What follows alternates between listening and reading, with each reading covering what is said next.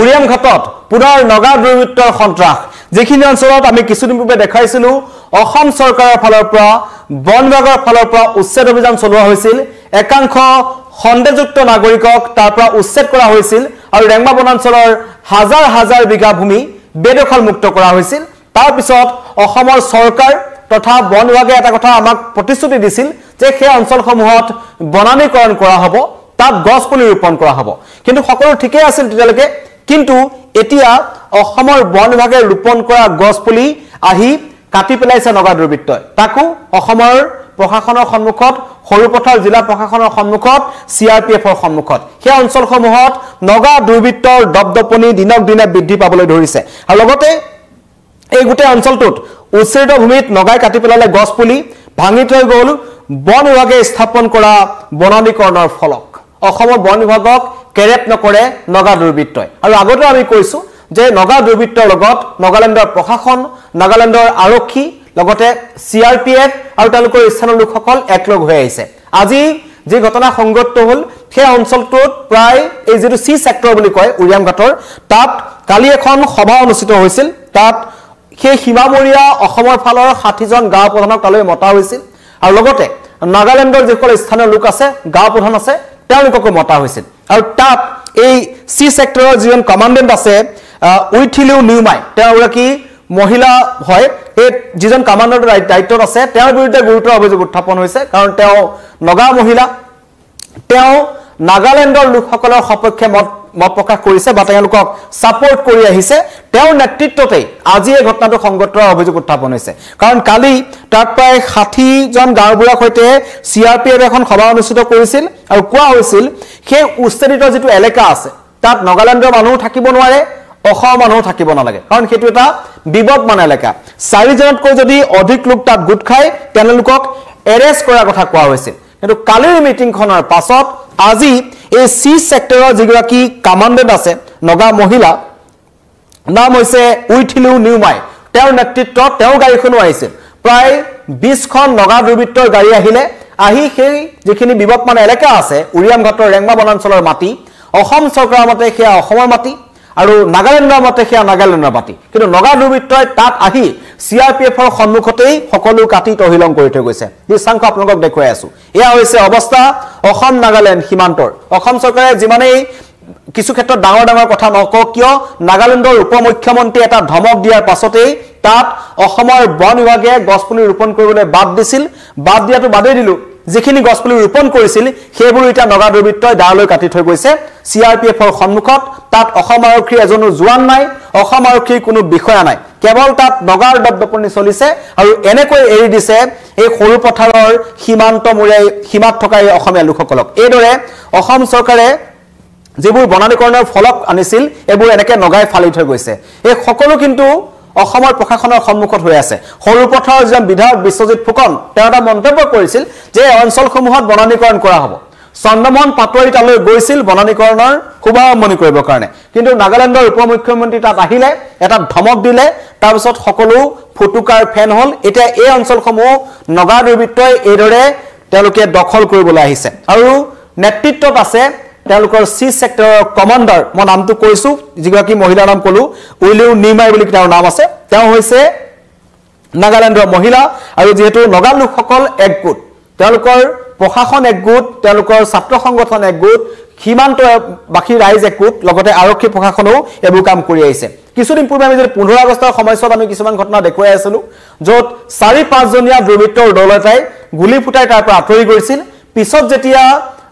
আমাৰ ইয়াত লাচিত খানা বা বিভিন্ন ধৰণৰ জাতীয় দল সংগঠনে যেতিয়া প্ৰতিবাদ কৰিলে তেতিয়া তেওঁলোকে 4জন মানুহ আনি পেলাই চিআৰপিএফক বা অসম আৰক্ষীক গতাই দিছিল তাৰে দুজন আছিল নগা আৰক্ষীৰ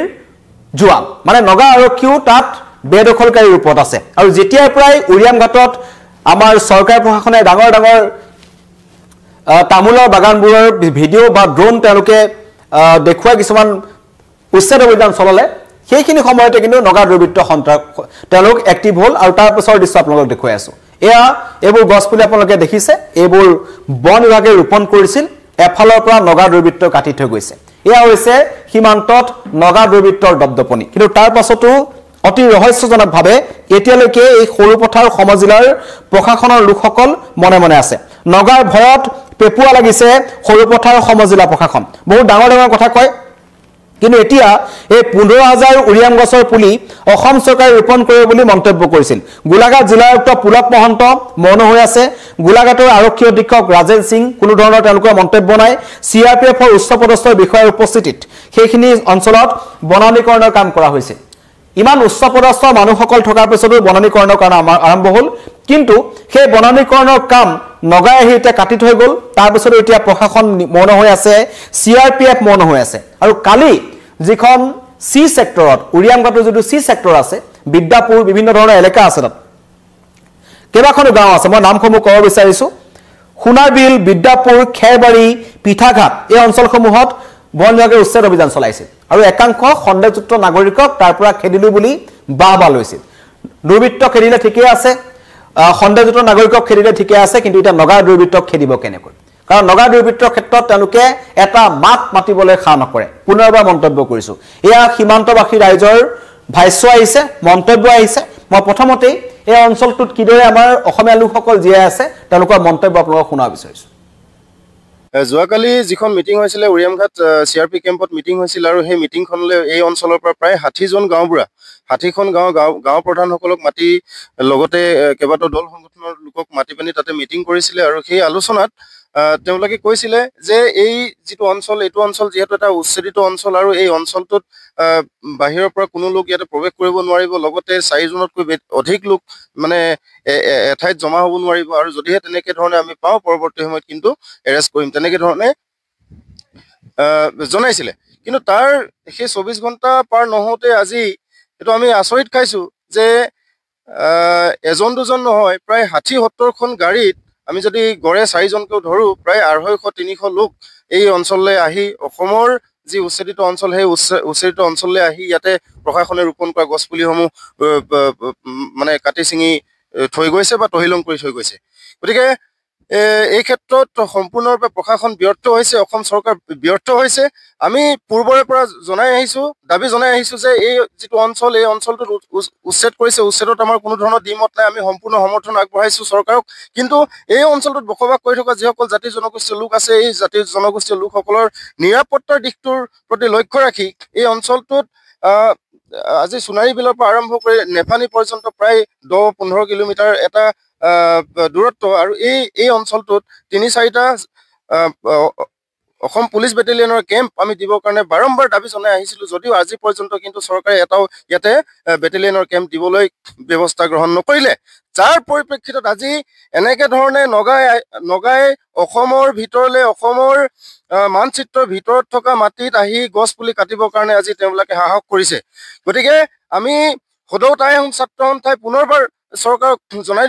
দাবী জনাব বিচাৰিছো যে এই অঞ্চলটোত বসবাস কৰি থকা যিসকল লোক এই লোকসকলৰ নিৰাপত্তাৰ কথা চিন্তা কৰি এই যিটো অঞ্চল আছে ইয়াতে অসম পুলিচ বেটেলিয়নৰ কেম্প দিয়ক স্থানীয় ৰাইজৰ মন্তব্য শুনিলে কেনেকৈ নগা দুৰ্বৃত্ত আহি সেই অঞ্চলসমূহত দীৰ্ঘদিনৰ পৰা তেওঁলোকৰ সন্ত্ৰাস চলাই আছে আৰু এই যে সি সেক্টৰৰ যিগৰাকী কমাণ্ডেণ্ট আছে উইথিলু নিউমাই তেওঁ হৈছে এগৰাকী নগা মহিলা মই বাৰম্বাৰ কৈ আছো তেওঁৰ নেতৃত্বতেই সেই অঞ্চলটোত নগা দুৰ্বৃত্তৰ সন্ত্ৰাস বৃদ্ধি পোৱাৰ অভিযোগ উত্থাপন হৈছে কাৰণ কালিৰ যিখন মিটিং হৈছিল তাত 60জনীয়া যি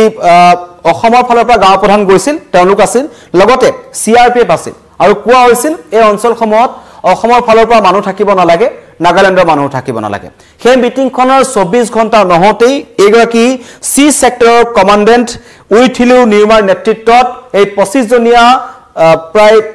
50জনীয়া এটা নগা দুৰ্বৃত্তৰ দল আহিছিল য'ত 15খনমান গাড়ী আছিল তাত এই সি সেক্টৰৰ কমাণ্ডেণ্ট গৰাকীও গাড়ী আছিল আৰু আমাৰ সাংবাদিকে যেতিয়া তেখেতক সুধিবলৈ গৈছিল তেখেতে কিন্তু প্ৰশ্নকাৰত কোনো ধৰণৰ মন্তব্য নিদিলে গায়ৰা মন্তব্য দিলে আৰু ইমান ডাঙৰ এটা ঘটনা হৈ যোৱাৰ পিছত নগা দুৰ্বৃত্ত আহি গছপুলি কাটিলে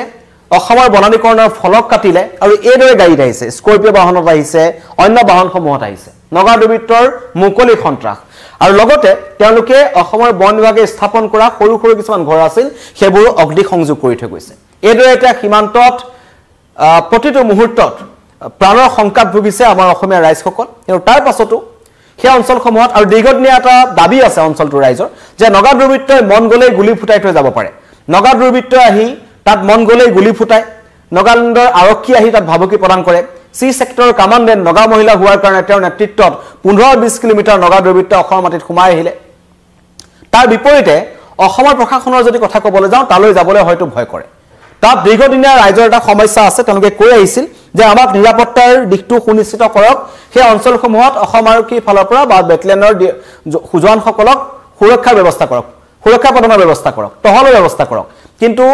এই উৰিয়াংগটত উচ্ছেদ চলাৰ পাছত প্ৰায় 4-5 মাহ হৈ গ'ল এতিয়ালৈকে মানুহে দাবী কৰি আছে অসম আৰক্ষীয়ে তাত টহল দিবলৈ নাযায় বা তেওঁলোকক পঠোৱা হোৱা নাই CRPF আছে CRPFৰ কথা আমি আগতেও কৈছো তেওঁলোক নাগালেণ্ডৰ দুৰ্বৃত্তৰ সপক্ষে তেওঁলোকে মাত মাতে 15 আগষ্টৰ দিনাখন এই উৰিয়াংগটৰ একেবাৰে কাষতে অসম মাটিত বহি থকা 3জন যুৱকক নগা দুৰ্বৃত্তই 5 কিলোমিটাৰ ভিতৰত আহি গুলিয়াই থৈ গ'ল আৰু যোনখিনি জেগাত গুলিয়ালে সেই ঠাইৰ পৰা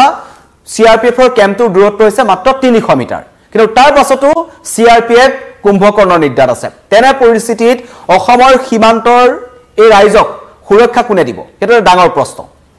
কাৰণ নগা দুৰ্বৃত্তৰ সন্ত্ৰাস অব্যাহত আছে আমাৰ যিজন বিধায়ক আছে সৰুপথাৰ বিশ্বজিৎ ফুকন তেওঁ বাৰে বাৰে মন্তব্য কৰে ধন্যবাদ জ্ঞাপন কৰে মুখ্যমন্ত্ৰীক ধন্যবাদ দিয়ে বা দল সংগঠনসমূহক খুব ধন্যবাদ দিলে এটা সময়ত কিন্তু সেই সৰুপথাৰ বিধায়ক বিশ্বজিৎ ফুকনলৈ আমাৰ এটা প্ৰশ্ন যে আপোনাৰ সীমান্তৰ ৰাইজ কেনেকৈ নগা দুৰ্বৃত্তৰ ভয়ত